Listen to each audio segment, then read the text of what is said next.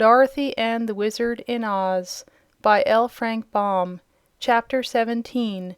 The 9 Tiny Piglets. After breakfast, Ozma announced that she had ordered a holiday to be observed throughout the Emerald City in honor of her visitors. The people had learned that their old wizard had returned to them, and all were anxious to see him again, for he had always been a rare favorite. So first there was to be a grand procession through the streets, after which the little old man was requested to perform some of his wizardries in the great throne room of the palace. In the afternoon there were to be games and races. The procession was very imposing. First came the Imperial Cornet Band of Oz, dressed in emerald velvet uniforms with slashes of pea-green satin and buttons of immense cut emeralds. They played the national air called the Oz Spangled Banner, and behind them were the standard bearers with the royal flag. This flag was divided into 4 quarters, one being colored sky blue, another pink, a third lavender, and a fourth white. In the center was a large emerald green star, and all over the 4 quarters were sewn spangles that glittered beautifully in the sunshine.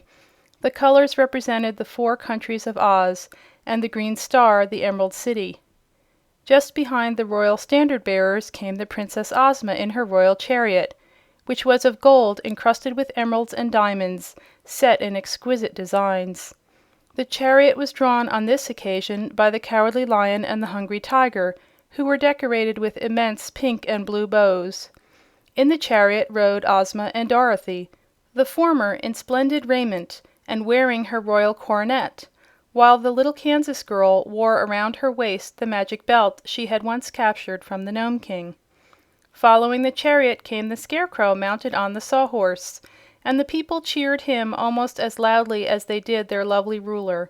Behind him stalked with regular jerky steps the famous machine man called Tik-Tok, who had been wound up by Dorothy for the occasion. Tik-Tok moved by clockwork and was made all of burnished copper. He really belonged to the Kansas girl, who had much respect for his thoughts after they had been properly wound and set going, but as the copper man would be useless in any place but a fairy country, Dorothy had left him in charge of Ozma, who saw that he was suitably cared for. There followed another band after this, which was called the Royal Court Band, because the members all lived in the palace. They wore white uniforms with real diamond buttons, and played What is Oz Without Ozma very sweetly. Then came Professor Wogglebug, with a group of students from the Royal College of Scientific Athletics. The boys wore long hair and striped sweaters and yelled their college yell every other step they took, to the great satisfaction of the populace, which was glad to have this evidence that their lungs were in good condition. The brilliantly polished Tin Woodman marched next, at the head of the Royal Army of Oz, which consisted of 28 officers from generals down to captains. There were no privates in the army, because all were so courageous and skillful that they had been promoted one by one until there were no privates left.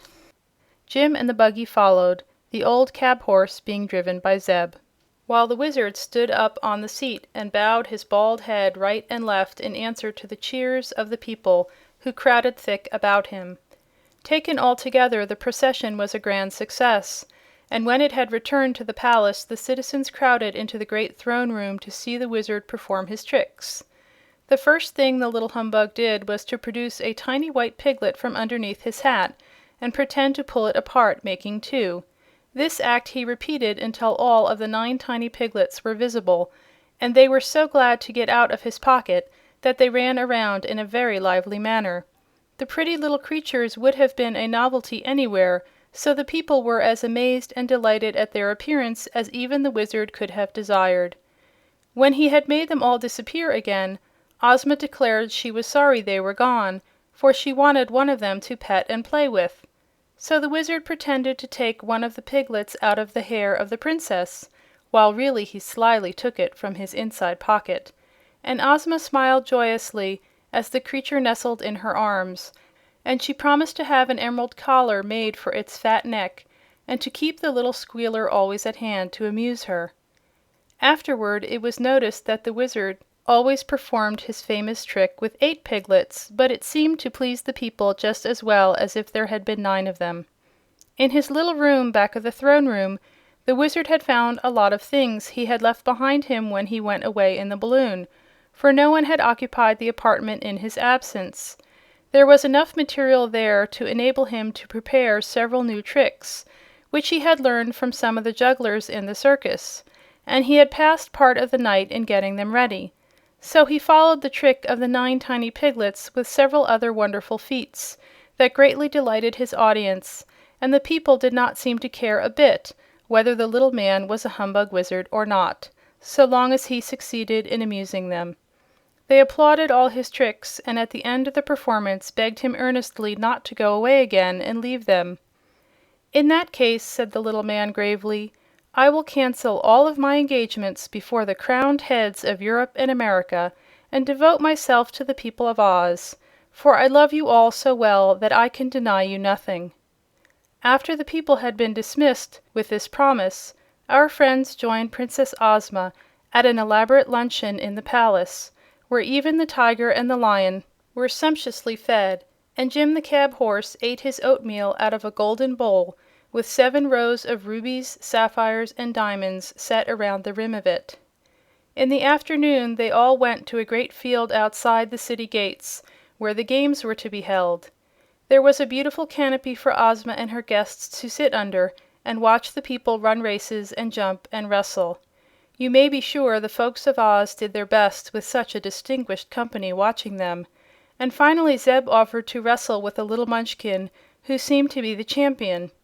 In appearance he was twice as old as Zeb, for he had long pointed whiskers and wore a peaked hat with little bells all around the brim of it, which tinkled gaily as he moved. But although the Munchkin was hardly tall enough to come to Zeb's shoulder, he was so strong and clever that he laid the boy 3 times on his back with apparent ease.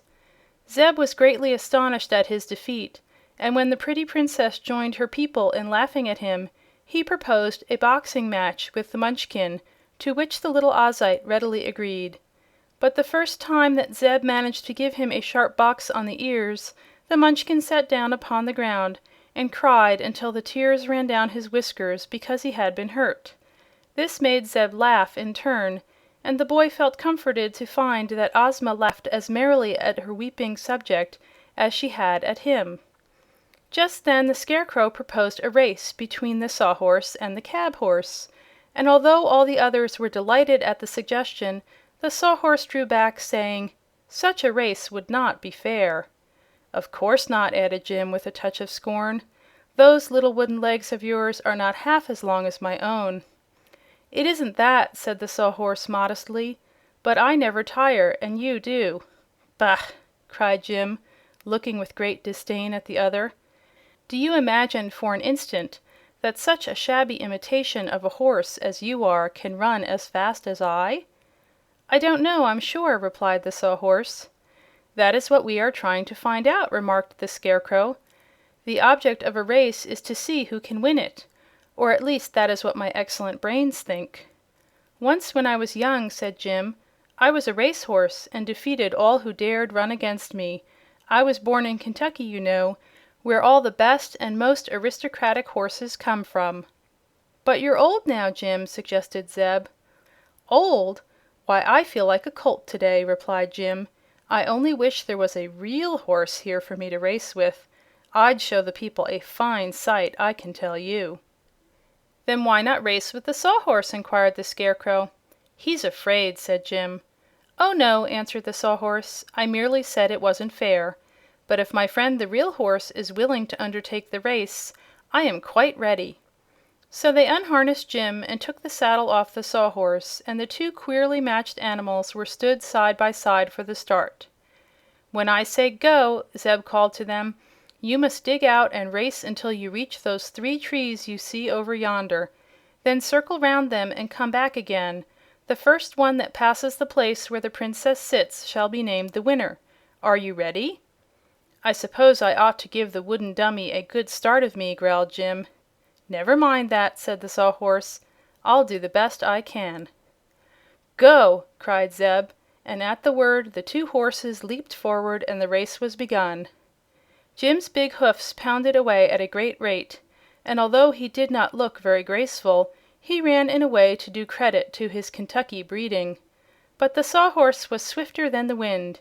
Its wooden legs moved so fast that their twinkling could scarcely be seen, and although so much smaller than the cab horse, it covered the ground much faster.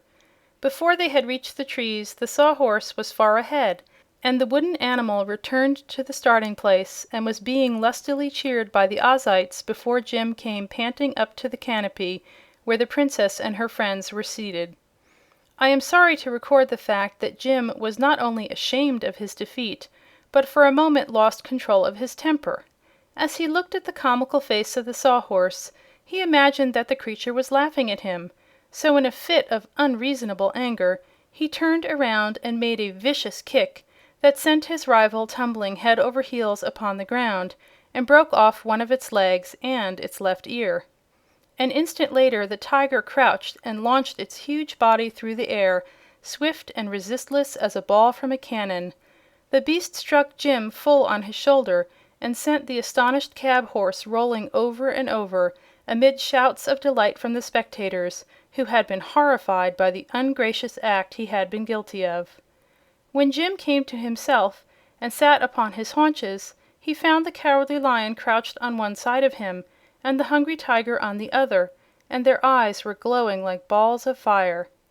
"I beg your pardon, I'm sure," said Jim meekly.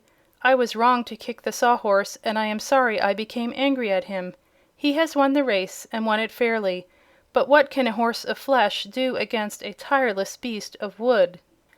Hearing this apology, the Tiger and the Lion stopped lashing their tails and retreated with dignified steps to the side of the Princess. "No one must injure one of our friends in our presence," growled the Lion, and Zeb ran to Jim and whispered that unless he controlled his temper in the future he would probably be torn to pieces. Then the Tin Woodman cut a straight and strong limb from a tree with his gleaming axe, and made a new leg and a new ear for the Sawhorse, and when they had been securely fastened in place, Princess Ozma took the coronet from her own head and placed it upon that of the winner of the race. Said she, "My friend, I reward you for your swiftness by proclaiming you Prince of Horses, whether of wood or of flesh, and hereafter all other horses, in the Land of Oz at least, must be considered imitations, and you the real champion of your race." There was more applause at this, and then Ozma had the jeweled saddle replaced upon the Sawhorse, and herself rode the victor back to the city at the head of the grand procession. "I ought to be a fairy," grumbled Jim, as he slowly drew the buggy home, "for to be just an ordinary horse in a fairy country is to be of no account whatever. It's no place for us, Zeb." "It's lucky we got here, though," said the boy, and Jim thought of the dark cave and agreed with him. End of chapter 17.